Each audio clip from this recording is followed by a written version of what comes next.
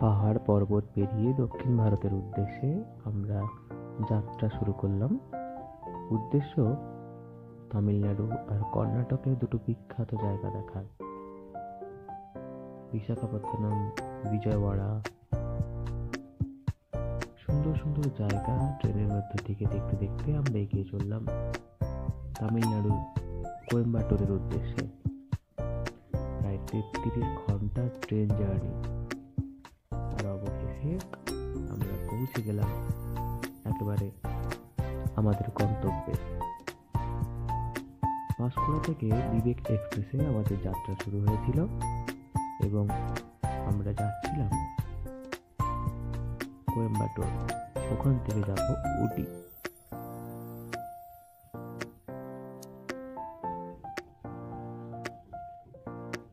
দক্ষিণ ভারতে প্রবেশের পর থেকেই আমাদের চারদিকে পরিবেশ যেন অত্যন্ত মনোরম হয়ে উঠল। সন্ধ্যে ঘনিয়ে আসছে এবং আমরা পৌঁছে গেলাম প্রায় মাঝরাতে। এখন পরের দিন শনিবার আমরা যাচ্ছি পাহাড়ের পথ ধরে উটির উদ্দেশ্যে। উটি শৈল শহর, সুন্দর পরিবেশ, আর সেই উটির এক বিখ্যাত স্থান যা হলো নীলগিরি পর্বতের সর্বোচ্চ শৃঙ্গ দোদাবেতা। হোটেলে ব্যাগপত্র রেখে বেরিয়ে পড়লাম দোদাবেতার উদ্দেশ্যে।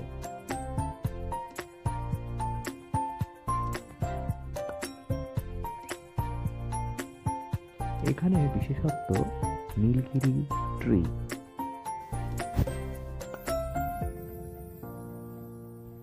নীলগিরি পর্বতের সর্বোচ্চ শৃঙ্গ দোদাবেতা। আমরা এগিয়ে চললাম দোদাবেতার উদ্দেশ্যে। টুরিস্ট বাস,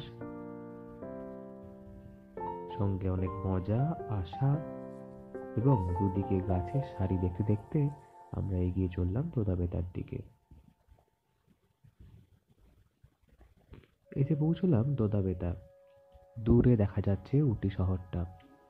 পাহাড়ের উপর থেকে সুন্দর উটি শহরের দৃশ্য আমরা দেখলাম।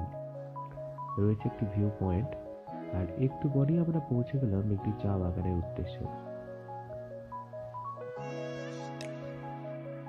চা বাগান বলাটা ভুল হবে, চা বাগান একটু দূরে। এটা আসলে টি ফ্যাক্টরি, এখানে চা উৎপন্ন হয়। আর তার পাশেই রয়েছে কিছু ডেয়ার ডেফিল গেমস। এই হলো সেই পথ যেখান দিয়ে টি ফ্যাক্টরিতে প্রবেশ করা যায়। রয়েছে অনেক গাড়ির সারি। আমরা পৌঁছে গেলাম উটির টি ফ্যাক্টরিতে। ধাপে ধাপে কিভাবে চায়ের পাতা থেকে চা উৎপন্ন হয় তা দেখতে দেখতে আমরা এগিয়ে চললাম।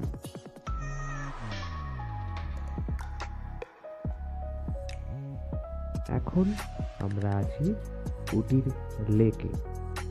বিশাল বড় সেই লেক, আর তাতে রয়েছে বোটিং এর সুব্যবস্থা।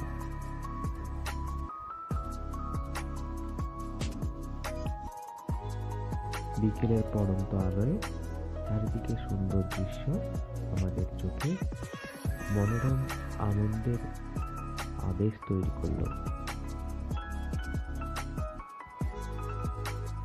পরের দিনের জার্নি উটির বোটানিক্যাল গার্ডেন। এই গার্ডেনটি অত্যন্ত বড়, যথেষ্ট variation of flowers and plants are there. অনেক ধরনের ফুল, অনেক ধরনের পাখি, অনেক ধরনের গাছ আমরা দেখতে থাকলাম সেইখানে।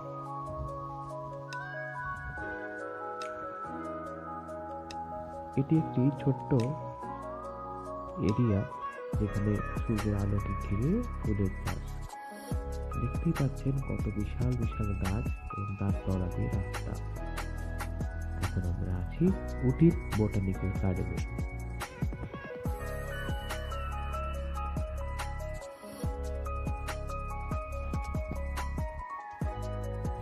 গার্ডেনের উপর থেকে দেখা যায় চারিদিকে মনোরম দৃশ্য। এই যে গার্ডেনটি একটি নির্দিষ্ট উঁচু ভিউ পয়েন্ট থেকে চোখের সামনে পরিষ্কার ফুটে ওঠে এবং সেখানে আমরা দেখতে পাচ্ছি মানুষদেরকে কত ছোট লাগছে।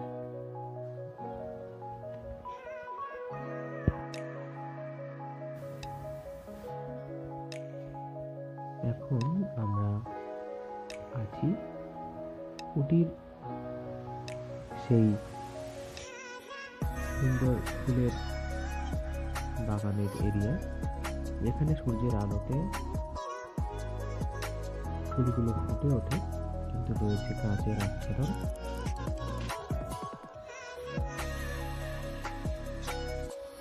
উটি ছেড়েই একটু পরে আমরা বেরিয়ে পড়ব মহীশূরের উদ্দেশ্যে। তামিলনাড়ু ছেড়ে কর্ণাটকে প্রবেশ, আর তার মাঝে পড়বে মধুমালতী ফরেস্ট।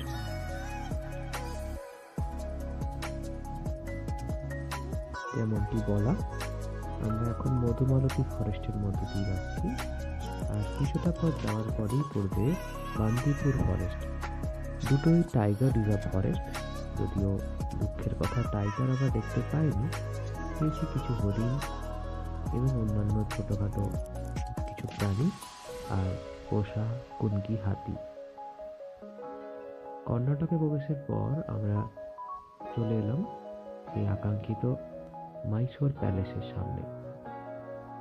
দিনের আলো ধীরে ধীরে অন্ধকারে পরিণত হলো এবং আমরা অপেক্ষা করলাম কখন এই মাইসোর প্যালেসের প্রায় 1.5 লাখ বাল্ব একসঙ্গে জ্বলে চারিদিকে একটা মোহময় পরিবেশ তৈরি করে। প্রত্যেক রবিবার এখানে ফ্রি এন্ট্রি এবং এখানে দেখতে পাওয়া যায় সেই লাইট অ্যান্ড সাউন্ডের শো। একেবারেই আমরা এখন দেখতে পাচ্ছি সেই সুন্দর, সেই মনোরম, সেই চোখ ধাঁধানো জিনিস। দেখতেই পাচ্ছি যে মাইসোর প্যালেস টিপু সুলতানের, তার প্রত্যেকটা নকশা, প্রত্যেকটি তলায়, প্রত্যেকটি স্থানে তুলে উঠেছে সুন্দর আলো। এবং তার সঙ্গে আমি দেখতে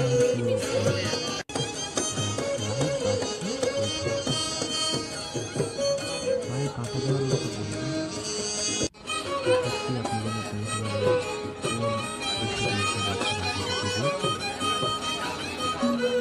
এরপর আমরা পৌঁছলাম মাইসোরের চামুন্ডা মন্দিরে।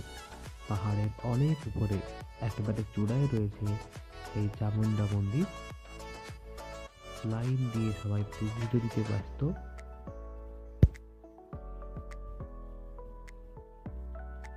সুউচ্চ মন্দির চূড়া,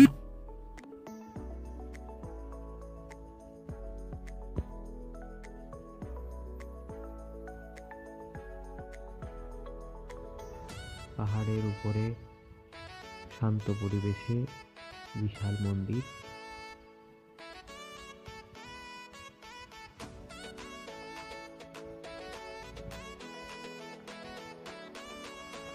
এই সব ছেড়ে আমরা পৌঁছে গেলাম কাবেরী। এটি একটি গভর্নমেন্ট স্পন্সর দোকান। আর এখন আমরা দেখতে পাচ্ছি গতকাল দেখা মাইসোর প্যালেসের ভেতরের অংশ। ভেতরে রয়েছে মিউজিয়াম, রয়েছে তখনকার আঁকা ছবি, আর বিশাল বিশাল দালান খিলান, সেখানকার অসাধারণ সুন্দর কারুকার্য। দেখতেই পাচ্ছেন কত বছর আগে মানুষ কত নিখুঁতভাবে তৈরি করে গেছে এই সমস্ত শিল্পকর্ম। এটি একটি খেলা দেখার বা সামনের অনুষ্ঠান দেখার বসার জায়গা। এত বিশাল এরিয়া জুড়ে আমরা প্রত্যেকটি দেওয়ালে দেখতে পাচ্ছি সুন্দর সুন্দর কারুকার্য।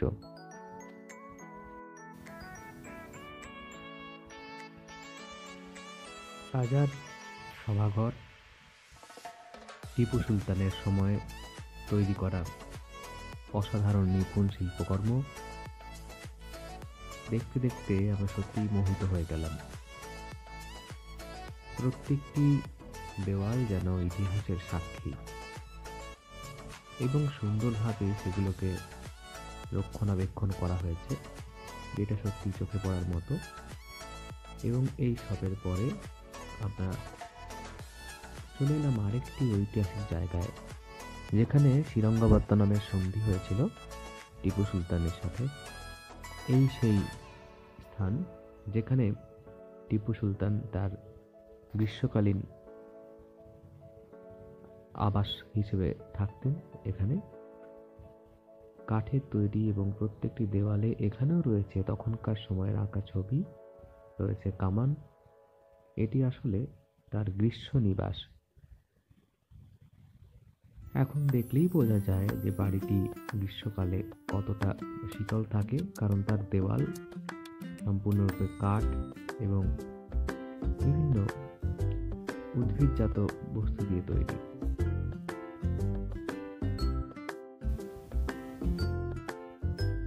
দেওয়ালে রয়েছে পটচিত্রের মতো অসাধারণ সব ছবি, এবং তখনকার আঁকা ছবি পরিষ্কার বোঝাই যাচ্ছে কিছু কিছু সামান্য জায়গা ছাড়া একেবারে অক্ষত রয়েছে। পুরো জায়গার একটি ম্যাপ রয়েছে, তখনকার ব্যবহৃত বন্দুক, টিপু সুলতানের ব্যবহৃত পোশাক। সত্যি আমাদের চোখ, মন, হৃদয় সবকে ভরিয়ে তোলে। এখন এটা একেবারে শেষ স্থান, যেটা বৃন্দাবন গার্ডেন। এখানেই সন্ধ্যাবেলা হয়েছিল লাইট শো। এর মধ্য দিয়ে শেষ হলো আমাদের এবারের ট্যুর।